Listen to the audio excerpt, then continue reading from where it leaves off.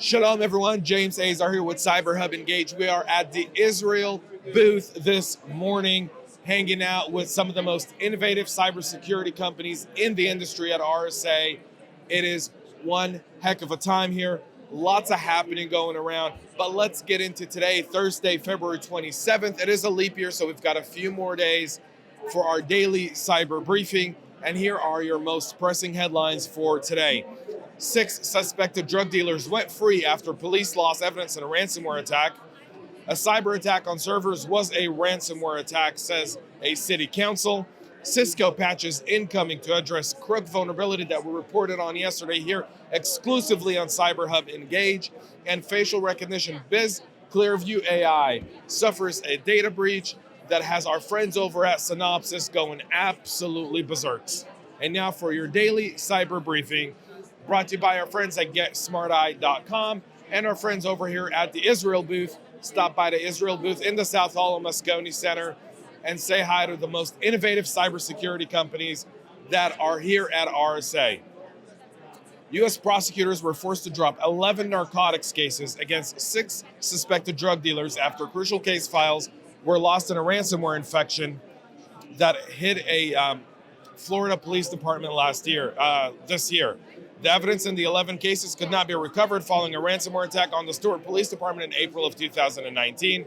While Stewart Police recovered some data from backups, some files were never able to be recovered. The lost files included photo and video evidence. Detective Sergeant Mike Gerwin with the Stewart Police Department told in an interview this week that the cases were dropped, including charges for possession of meth, possession of cocaine, selling narcotics, manufacturing narcotics, and delivering narcotics, among other charges. However, while the Stewart ransomware incident looks really bad, this isn't the first time U.S. law enforcement was forced to drop criminal cases against suspects due to a ransomware attack which caused the loss of evidence. In fact, since 2017, there's been about 7 or 8 cases, a predominant number of them happening actually in our home state of Georgia, where the Atlanta Police Department lost files. The police in Lawrenceville, Georgia, has also lost files, all of this in 2018 and 19. Also in 2019, a ransomware infection paralyzed the entire Georgia State Patrol and not allowing them to access their mobile laptops.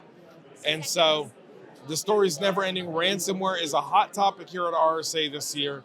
So make sure you go check out a lot of the interesting talks that are happening.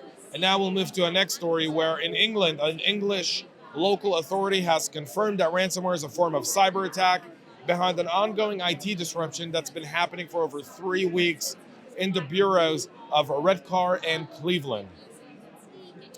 Previous updates from the North Yorkshire Authority only referred to the incident as a cyber attack, however, did not detail with the incident that it was a ransomware attack.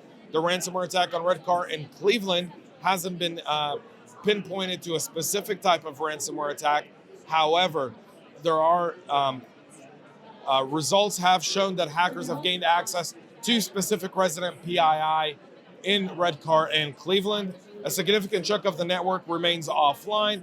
The council says it's doing all it can do to ensure that frontline services such as adult social care, council tax, and housing benefits remain operational. Significant progress has been made. Our staff, working alongside support from the government, continues to work tirelessly around the clock to minimize any disruption or delays. All frontline services have continued. Payment continue to be processed as normal. Redcar and Cleveland Bureau Council do not anticipate the ransomware attack affecting the allocation of primary schools that takes place in April of this year. The council has been notified, and they have partnered with the NCSC, who we spoke about yesterday with Mark Walmsley extensively. However, there's more of that to come through later on this week and next week as we look into it. Yesterday here at CyberHub Engage, we reported about the crook vulnerability discovered by our friends over at ESET. I had a conversations with our friends at ESET, and already Cisco has come up with a patch for the vulnerability. The vulnerability is being tracked as CVE 2019-15126, and it's been nicknamed Crooked. Crook is a vulnerability that allows attackers to force Wi-Fi systems into disassociative states, granting the opportunity to decrypt packets sent over WPA to personal and enterprise Wi-Fi channels.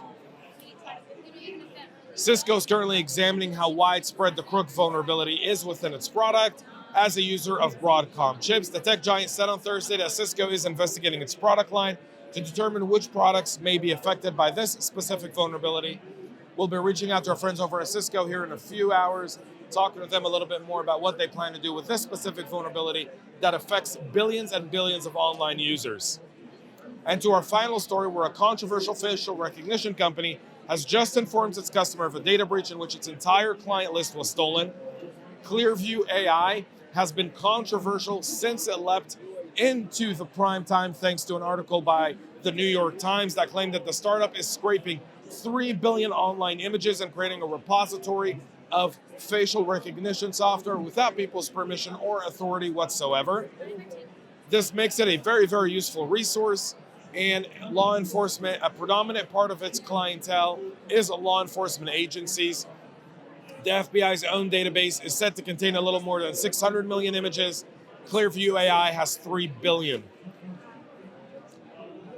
Unfortunately, the lawyer for Clearview AI, his name's Tor Iklin, said, unfortunately, data breaches are part of life in the 21st centuries. Our servers were never accessed. We patched the flaw and continue to work to strengthen our security. However, our friends over at Synopsys, Tim Mackey, issued a response to this, arguing I would encourage Clearview AI to provide a detailed report covering the timeline and nature of the attack. While it may well be that the attack method is patched, it's also equally likely that the attack pattern is not unique and can point to a class of attack others should be protecting against. Clearview AI, Tim continues to say, Clearview AI possesses a target for cyber criminals on many, many levels, and is often the case digital privacy laws, tech technology innovation. This attack now presents an opportunity for Clearview AI to become a leader in digital privacy as it pursues its business model based on facial recognition technologies. That's it for your daily cyber briefing today. We're here at the Israel booth. Stop by, say hello to some of the most innovative companies that are here at RSA this year with the Israeli delegation. They're all corona-free, and they're here just willing to help you folks out here at RSA. So make sure you tune in. Until later on today, we'll be back with so much more, including a special message from our friends over at the Israeli Embassy in DC about a great opportunity for those cybersecurity folks. We'll be back with more in just a moment. Until then, shalom from the Israel booth, and stay cyber safe.